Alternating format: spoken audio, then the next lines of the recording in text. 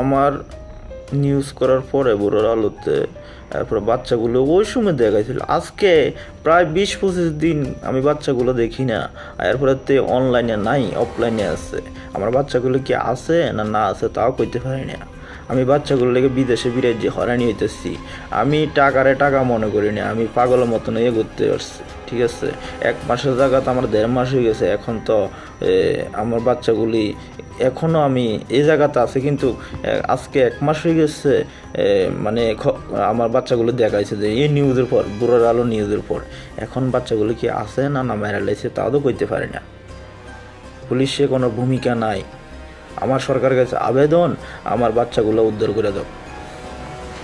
আমি কে কেনা করতে করতেছি আমার ওয়ার্ড নাম্বার 6। আমি বিদেশে ছিলাম। আমার বউ হসপিটালের নাম কইয়া বাড়িতে বাড়িছে। ঠিক আছে, আমার শ্বশুর বাড়ি হয়েছে নোয়াটিলা, আমার বাড়ি হয়েছে কলোনি। আমার বিয়ের বয়স 13 বছর। আমার 3টা সন্তান। বড় ছেলে আছে বাড়িতে, ও হাবিজি মাদ্রাসাতে পড়ে। ঠিক আছে, আমার 2টা সন্তান নিয়ে হসপিটালে গেছে। হসপিটালেতে আর বাড়ি ফিরিয়ে আসেনি। আমি ওই সময় ছিলাম কুয়াতে। এরপরে আমার বাড়িতে ফোন যে আমার বড় ভাইয়ের বউ, আমার বাড়ি কোনো কেউ নাই, মাও নাই বাবাও নাই। এরপর আমার বড় ভাইয়ের বউ আছে পাশে। ওই 2 দিন পরে আমার ফোন দিয়ে জানাইছে যে আপনার বউ বাড়িতে নাই, কই জানিয়ে আছে, মোবাইল সুইচ অফ। আপনার কাছে কি কথা, আপনার লগে কি যোগাযোগ করছে? আমি কই না, আমি ওই সময় বিদেশে মাটিতে পাগল হয়ে ঘুরি। খবরে পড়েতে আমার কি হলো, এত সুন্দর সংসার। এরপরে আমি মালিকেরতে আর্থিক পা ধরে 1 মাসের ছুটি লিয়ে এসেছি। আজকে 1 মাসের জায়গায় 2 মাস হয়ে গেছে গা। এরপরে ডিসেম্বরে 31 তারিখে জিটি করা হয়েছিল। এরপরে আমি বাড়িতে থানায় দফা গেছি।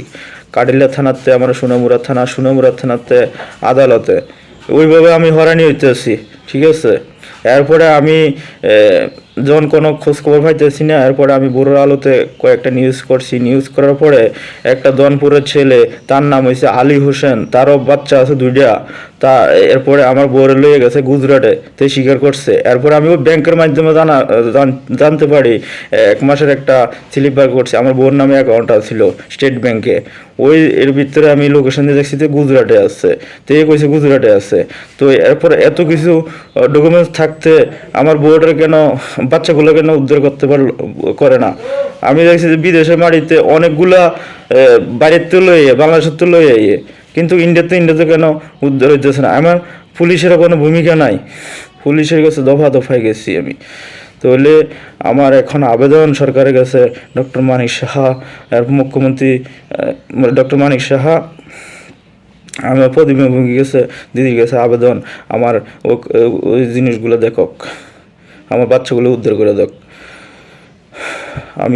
আমি দফা গেছি। আমি কোনো কিছু বাদ রাখিনি, প্রধান মেম্বার কিছু বাদ রাখিনি, কিন্তু আমার জিনিসগুলো এভাবে পড়ে রয়েছে। এত কিছু তথ্য দেওয়ার পরও পুলিশের কাছে দফায় গেছি। আমার মুখ্যমন্ত্রীর কাছে আবেদন, কেন্দ্রীয় মন্ত্রীর কাছে আবেদন, দিদির কাছে আবেদন, আমার জিনিসগুলো দেখক, আমার বাচ্চাগুলো উদ্ধার করে দাও।